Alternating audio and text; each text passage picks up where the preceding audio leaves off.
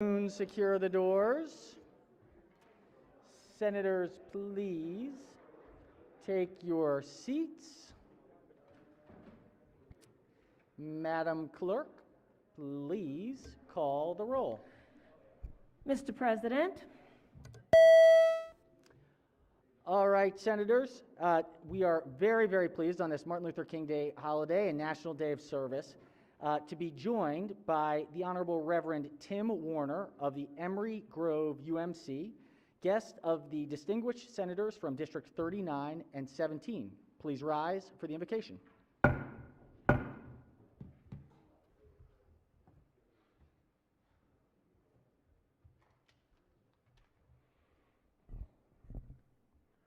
Good evening.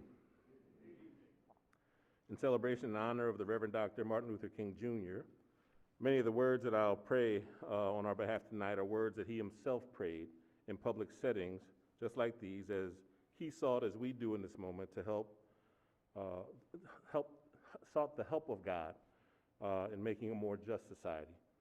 So with that, let every heart pray. Most gracious God, before whose face the generations rise and fall, in whom we live and move and have our being, we thank you for all of your good and gracious gifts, for life and for health, for food and for clothing, for the beauties of both nature and human nature. We thank you. We come before you as leaders who are painfully aware of our inadequacies and shortcomings. We realize that while we stand surrounded with the mountains of love, we deliberately dwell in the valley of hate. While we stand amid the forces of truth, we deliberately lie. We are forever offered the high road, and yet we choose to travel the low road, often the lowest road possible. For these sins, please, O God, forgive. Break the spell of that which binds our minds. Purify our hearts, that we may see you face to face and in each and every face. O God, in these turbulent days when fear and doubt are mounting high, give us broad vision, penetrating eyes that see beyond the faculties of physical sight, and the power of endurance. Help us to work with renewed vigor for an equitable world, for a better distribution of your wealth and your power, and for a common culture that transcends race, color, and class. Come, O God, and sit with us in these chambers and in all the places where we attempt the difficult work you have set our hands to do on behalf of all your people. Show us the lies that are still embedded in the soul of America's consciousness.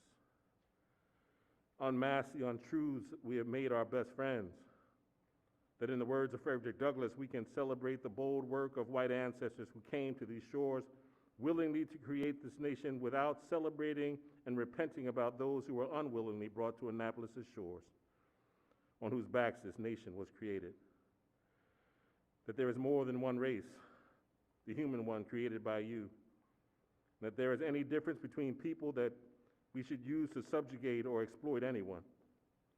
That any of us has any claim to power that is not yours alone, or that there is anyone who is great in your awesome presence. Those lies seek our destruction, and we are being destroyed by them constantly, and seemingly more day by day. Oh God, please continue to reveal the great many ways the lies have distorted and destroyed our relationships. They continue to break your shalom daily. Give us courage to embrace the truth about ourselves and you and our world. Truth that we are all made in your image. Truth that you are God and we are not. That you are God and money is not. That you are God and that jails, bombs, and bullets are not. And God, give us faith to believe that redemption of people, relationships, communities, and whole nations is possible. Give us faith enough to renounce the lies and tear down the walls that separate us with our hands, with our feet, and with our votes. And, O God, to whom all power belongs, We ask that your Spirit pervade all that is done in these hallowed chambers, so that in us, with us, through us, and even in spite of us, your will is accomplished for every person in this great state. It is in your great name we pray. Let every heart say amen. Thank you so much, Reverend. That was wonderful. Thank you. Chair recognizes the senator from the 39th District. Thank you, Mr. President. Reverend Warner and I go back quite a long ways. He, at one point, was the youth minister at my church and has had several different very exciting community roles in our county, really probably even in the state, but he's at Emory Grove UMC right now and doing a great job, and I would like to move that his prayer be journalized. Without objection, Senator, we will most certainly journalize the Reverend's wonderful remarks, and he certainly knows how to read a moment. Quite great words this evening. Great words. All right, Senators, has everyone recorded their presence who is in the chamber? It appears so. The clerk will take the call.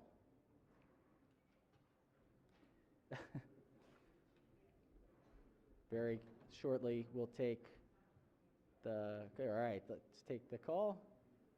With 43 members in the chamber and a quorum being present, the Senate of Maryland is now in session. Senators, we've got not a lot of business to do today, but we do have a very, very special presentation upcoming from the senator from the 24th Legislative District, who will give the MLK Day remarks. Before we do that, any other announcements that senators have or introductions? Announcements or introductions? Yes, Chair recognizes the senator from Anne Arundel. Thank you very much, Mr. President. I do have a visitor tonight. I have my niece, Carly Grace Zamora, in the gallery above you. She is a freshman at Shenandoah College on the golf team, and she's making a decision if she'd like to go to law school. So thank you very much for welcoming her. Welcome. Has she been teaching you, or are you teaching her on the golf game? Is it the... I'm sorry, what? Are you teaching her, or is she teaching you in the golf game? Oh, I'm a long way from being as good a golfer as her. Fair enough. Chair recognizes the senator from District 20. Thank you, Mr. President. Before we get into the proceedings this evening, I wanted to introduce the doctor of the day. Senator may proceed. All right, thank you very much. This is Dr. Renee Bavell. She's an ophthalmologist from District 20, so welcome. There you go. She's a member of the Legislative Council of Maryland State Medical Society, so thank you very much. Welcome. Thank you so much for being here today. Thank you for being in the program. We had a chance to have a few comments beforehand, and just so thankful for everything you're doing. It's been quite a time for the healthcare world, and we just appreciate you. Thank you. All right, any other announcements? All right, without objection, so we consider the reading of the journal from the prior legislative day. Our first order of business is the introduction of bills. Clerk will read the bills. Senate Bill 266, Senator Benson, Department of Transportation, Vehicle Litter Reporting Program, JPR. Senate Bill 267, Senator Benson, Income Tax, Healthy Indoor Air Quality Tax Credit, B&T. Senate Bill Majority Leader moves so be considered the reading of the bills. The next order of business, we have 3 reassignments. No one is perfect. Our wonderful Chief of Staff is doing an incredible job, but we do have a couple reassignments here from week 1. Clerk will read the reassignments. In accordance with Rule 33D, the following legislation has been reassigned. Senate Bill 110, Senator Kramer, Electricity, Community Solar Energy Generating Systems, Generating Capacity, reassigned to Finance. Senator, please. Senate Bill 250, Senator Hayes, State and Local Procurement, Payment Practices, reassigned to Budget and Taxation. Senate Bill 259, Senator Feldman, Procurement, Prevailing Wage, Applicability, reassigned to Finance. All right, the bills have been reassigned. The real answer there is that I was probably asked the question of which committee and said the wrong one. That is the truth here. So, yep, that's how it goes. Senator Maryland here, right? Okay, all right. Next order of business here. I think we do have, before we get to the remarks, I think we do have some potential adjourning in honor of. Chair recognizes the Majority Leader. Thank you, Mr. President. Montgomery County lost one of our great community leaders this past week, and I really felt that it was really necessary for us to honor him on the Senate floor this evening, and would like to be able to adjourn in his honor tonight, if that's okay. Most certainly, Senator. Okay. Tufail Ahmad, who was a pillar in our community and a highly respected community leader, died on January 13th in Pakistan. And I must say, for anybody that was running for office years ago when I first got into the business, everybody said, you've got to go talk to Tufail Ahmad, because he was the guy that was going to give you the advice and knew the score of what was going on with politics in Montgomery County. He was the most influential Muslim leader in Montgomery County and the driving force behind Muslim civic, humanitarian, and political engagement in Maryland. He was much loved and admired, both within the community and outside of it. His departure is a colossal loss to the Muslim community and to Maryland. Tufail came to the United States in 1968 and eventually founded his own international trading firm, Euro-America Shipping and Trade Incorporated. Tufail was a man of action, guided by faith and unshakable resolve. He will be remembered as a pioneer for forging a way for immigrants to be a political force in Maryland politics. He was a recipient of numerous awards for community service, including the Montgomery County Democratic Party 2004 Dean Peacock Precinct Official of the Year. He was inducted into the Montgomery County Human Rights Hall of Fame in 2018. His enduring legacy is that he devoted his time to co-founding the Montgomery County Muslim Council to encourage and facilitate civic engagement, and also co-founded the Montgomery County Muslim Foundation with a mission to promote a hunger-free and hate-free society and to serve all neighbors in need, regardless of faith, race, or gender. The foundation has since grown to become one of the largest nonprofit charitable foundations in Montgomery County, most recently providing vital food assistance and vaccination and testing services during the pandemic to thousands and thousands of Montgomery County residents. Mr. Ahmad was predeceased by his wife, Sajida Ahmad, who passed away recently, and he is survived by his children, Zubaid, Samina, Obaid, and 7 grandchildren. Mr. President, I request that we adjourn this evening in memory of Mr. Tufail Ahmad. Without objection, we most certainly will. A life well lived. A life very well lived. Any other general announcements? We will likely adjourn right after our MLK Day remembrance speech this evening. Any other announcements before we go? I will have to, even though there's a 0.0 chance that she is listening, my wife's birthday is today, so I would love to wish my wife a very happy birthday. Certainly, announcing it from the Senate floor is certainly as good as me being there, right? Maybe better, maybe better. All right, very, very special day today. Oh yes, Chair recognizes Minority Whip. Should I move that your remarks be journalized? Or? Please don't, please. There's enough trouble already.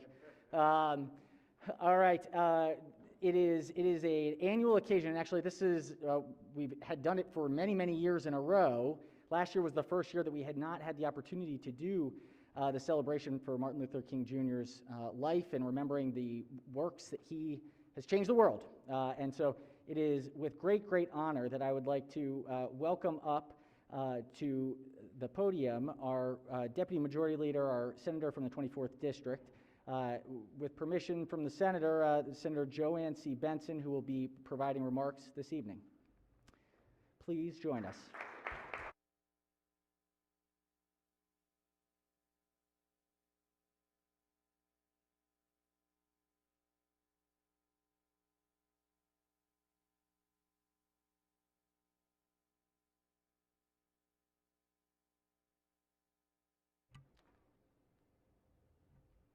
Senator, if you could just hit the button. If you could just hit the button.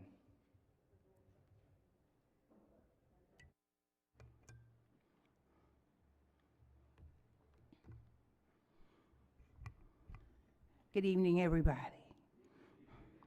And it's a wonderful evening. I can tell you that I am just so glad to be here. I am still here. I was just thinking as I was walking up here, I can recall a time where I would get up out of my chair and do 2 cartwheels and get up here on the stage, but I guess that day has passed.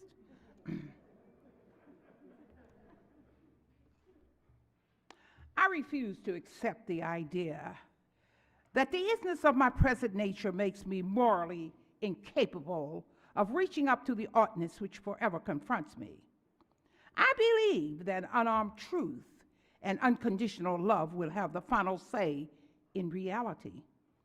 That is taken from the book Why We Can't Wait by Dr. Martin Luther King. Good evening, Mr. President, colleagues, and friends. I'm glad to be here as we celebrate the 93rd birthday of a family man, a preacher, a scholar, a gifted orator, a prolific writer, a warrior, a great friend, the conscience of America. Yes, a drum major for justice. All of us know his story. We've heard it over and over again. We know he was born January the 15th, 1929 in Atlanta, Georgia. We know that love, a strong religious conviction, a vision, a mission, an excellent education were the driving forces and the common threads in the King family. His mother, his father, his grandmother, his neighbors, the church, the school, the community were part of the village. We know he wanted better opportunities and a level playing field for all people, especially America's children. We know that he was a focused dreamer, a strong disciple of nonviolence. We know he wanted the walls of racism, bigotry, segregation to come down, and in their place he envisioned respect, peace, love, tolerance, fairness, first-class education for all children, job opportunities, good health, and prosperity for all. We know Dr. King was not interested in fame or fortune. In the 16-year period between 1952 and 1968, Dr. King traveled over 6 million miles and spoke over 2,500 times. We know he drove an old car. He gave $54,000 that he received from the Nobel Peace Prize to the Southern Christian Leadership Conference. And despite the fact that his home was bombed, he was jailed, he was stabbed, his life was threatened, Dr. King continued his fight and his dream. On April the 4th, 1968, Dr. King gave his life working for the improvement of economic prosperity, equality, better wages, better health opportunities, and working conditions for garbage workers in Memphis, Tennessee. In 1960, I became involved in the civil rights movement with Dr. King. I can recall the times in which Dr. King would come to Washington and we would have our workshops. As a matter of fact, Dr. King was only welcomed in the state of Maryland in Baltimore City, which is where we went to hear him speak. I must tell you, as I reflect on the struggle, and I want you all to know that it was quite a struggle, and as we move to make this a better world for future generations, I ask myself the question, how far have we come? If Dr. King was here today, I'm wondering how would he view and feel about where we are as one of the wealthiest states in the country. Would he be pleased? He would be happy to see the significant increase of African Americans and people of color who are here serving in the General Assembly. He would see statistics which speaks to our great state having more PhDs than any place in the world. Dr. King would give a loud applause in recognition of our first Speaker of the House, who is an African-American woman. We also have the largest concentration of educated African-American people in the world. He would be pleased at the awarding of $577 million to our HBCUs. He would be overwhelmed with joy to meet the many volunteers who come here to Annapolis from organizations all over the state of Maryland and even outside of the state of Maryland to plead the case for educational funding, for health care for all, the concern for the homeless, the hopeless and helpless, the children, our beloved seniors, the veterans and the working people. He was a strong believer in diversity and unity and teamwork. Dr. King would be happy to see that veterans are being given priority with adequate housing and job opportunities. But Dr. King would be disappointed that the village that got us over is on a slippery slope. As I look around, parents, ministers, community leaders are not involved, nor do most communities do the job in holding each other and our children accountable to a standard and high expectations. Dr. King's life and legacy was centered around voting rights, desegregation, providing economic and social justice, ensuring adequate resources for all children, improving housing, health, and job opportunities.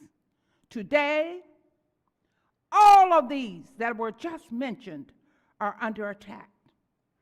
An attempt to turn back the clock is what he would feel. Sequestering the right to vote. Sequestering the right to vote.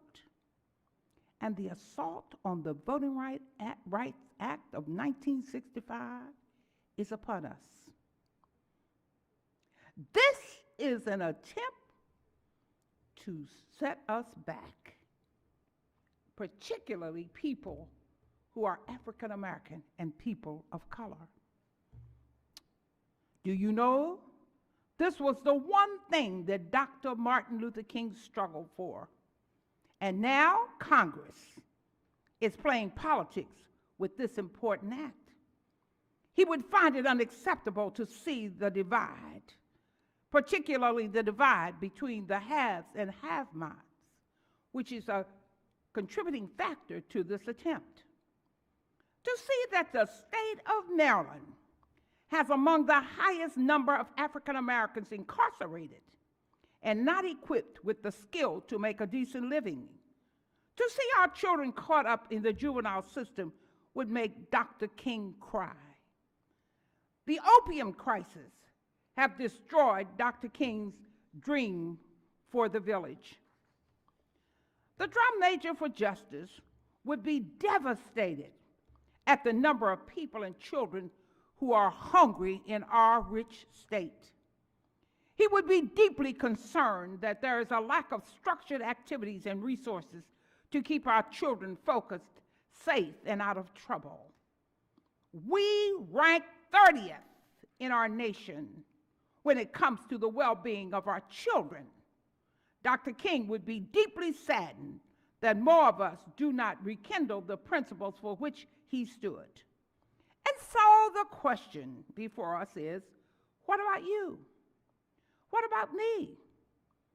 Do we remember the many sacrifices which were made by Dr. King? Do we remember it only on his birthday? Do we keep our goodness to ourselves? As my mother would say, if you do that, if you close your hand and you close your heart, nothing goes in, nothing will come out. Every Every year around this time, we begin to sing, "We shall overcome." Listen, we can't keep on singing without putting a plan in place to help us all to move to equality, justice, peace, economic prosperity, and to the mountaintop, so that we all can overcome. In fact, that is a reality. You can't keep me down unless you're down yourself. How much longer are we going to sing?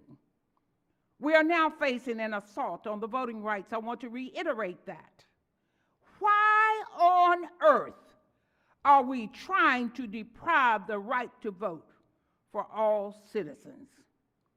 The time is now for us who truly and sincerely believe in the vision of Dr. Martin Luther King to recognize, as Fannie Lou Hamer would say, we are all in this bag together.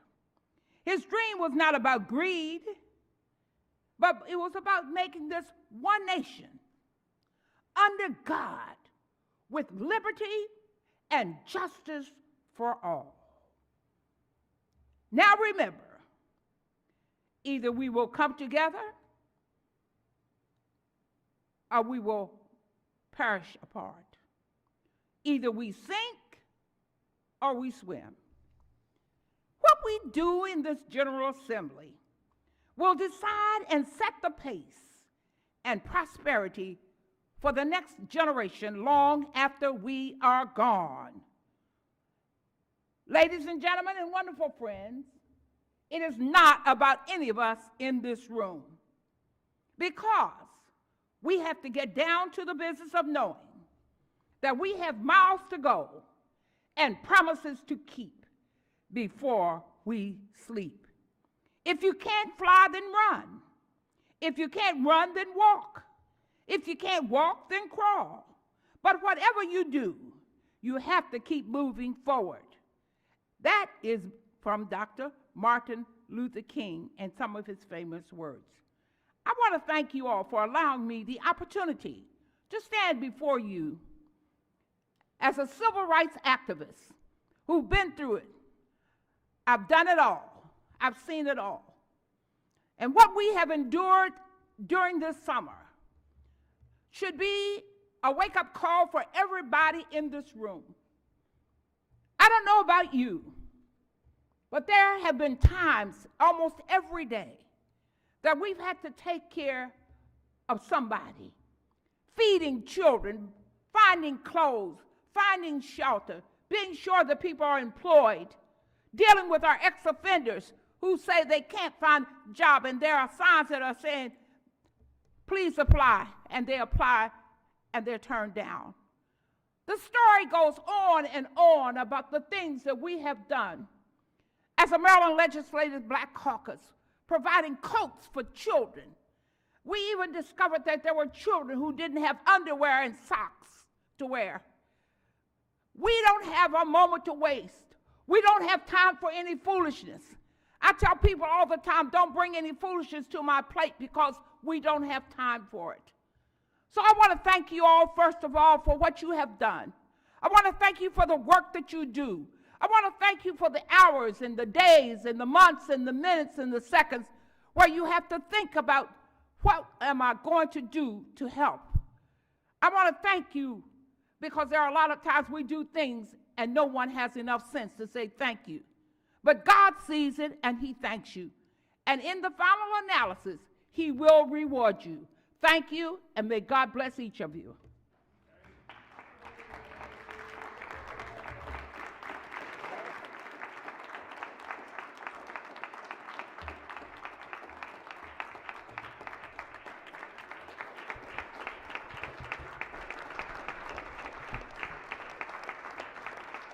Thank you, Senator, so much. Thank you. Chair recognizes the senator from the 40th District. Thank you, Mr. President, and thank you to the senator from the 24th District who did such a remarkable job. Mr. President, I will ask that we journalize the senator's remarks for tonight. Without objection, we most certainly will. There is no one who will speak directly from the heart, like the senator from the 24th Legislative District, and yet again, inspiring. Thank you for your preparation and work on this. It was wonderful remarks. Thank you. All right, let's do a quorum call before we adjourn. Mr. President,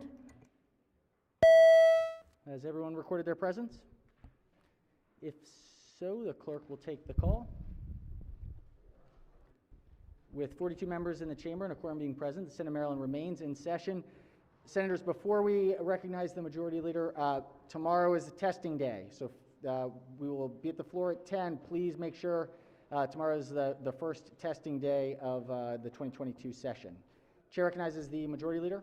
Thank you, Mr. President. I move the Senate of Maryland stand adjourned in memory of Tufail Ahmad until Tuesday, January 18th at 10 a.m. Without objection, so ordered, 10 a.m. See you all tomorrow.